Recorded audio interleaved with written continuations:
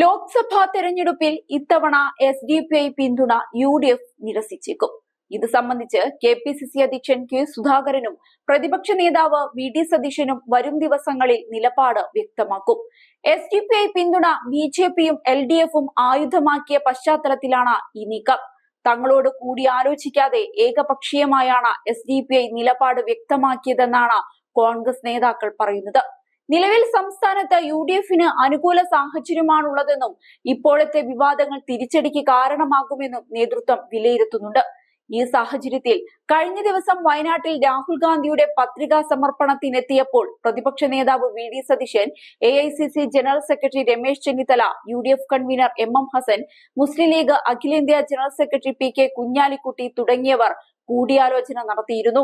SDPI പോലുള്ള സംഘടനകളുടെ പിന്തുണ സ്വീകരിക്കുന്നത് സാഹചര്യം പ്രതികൂലമാക്കുമെന്ന് തന്നെയാണ് നേതാക്കൾ ചൂണ്ടിക്കാട്ടുന്നത്. വ്യക്തികൾ എന്ന നിലയ്ക്ക് വോട്ട് ചെയ്യുന്നത് പ്രശ്നമില്ല, മറിച്ച് സംഘടനയുടെ പിന്തുണ വേണ്ട എന്ന് പരസ്യമായി പ്രഖ്യാപിക്കാനാണ് UDFൽ ഇപ്പോഴത്തെ ആലോചന.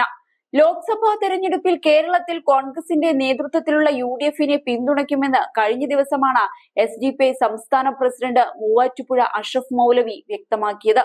ഇത്തവണ മത്സരത്തിനില്ലെന്നും വർത്തമാന ഇന്ത്യൻ സാഹചര്യം വിലയിരുത്തിയാണ് UDFനെ പിന്തുണയ്ക്കാനുള്ള തീരുമാനമെന്നും അദ്ദേഹം പറഞ്ഞിരുന്നു. ഇതിന് പിന്നാലെ UDFനെതിരെ LDFും BJPയും രംഗത്ത് വന്നു. കോൺഗ്രസ് വർഗീയ പ്രീണനമാണ് നടത്തുന്നതെന്നതിന്റെ തെളിവാണിതെന്നായിരുന്നു LDFന്റെ വിമർശനം. പിന്തുണ സ്വീകരിച്ചതോടെ കോൺഗ്രസ് അവരുടെ നിലപാട് അംഗീകരിച്ചുവെന്നതിന്റെ തെളിവാണെന്നായിരുന്നു BJP തുറന്നടിച്ചത്. കർണാടക ലോക്സഭാ തെരഞ്ഞെടുപ്പ് പ്രചരണത്തിലടക്കം BJP ഈ വിഷയം കോൺഗ്രസിനെതിരെ ആയുധമാക്കിയിരുന്നു. കേരളത്തിൽ UDFനെ പിന്തുണയ്ക്കാനുള്ള പോപ്പുലർ ഫ്രണ്ട് നീക്കം അപകടകരമാണെന്നാണ് BJP സംസ്ഥാന അധ്യക്ഷനും വയനാട് NDA സ്ഥാനാർത്ഥിയുമായ K സുരേന്ദ്രൻ പറഞ്ഞത്.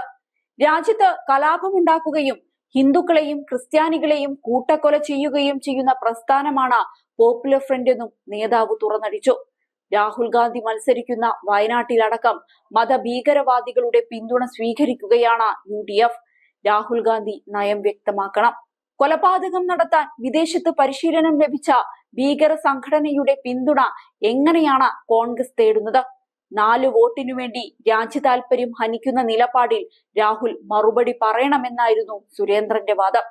ഏതായാലും ഇത്തരം വിമർശനങ്ങൾ കേട്ടു നിൽക്കാനാവാതെ പുതിയ തീരുമാനത്തിലേക്ക് കടക്കാൻ തീരുമാനിച്ചിരിക്കുകയാണ് കോൺഗ്രസ്.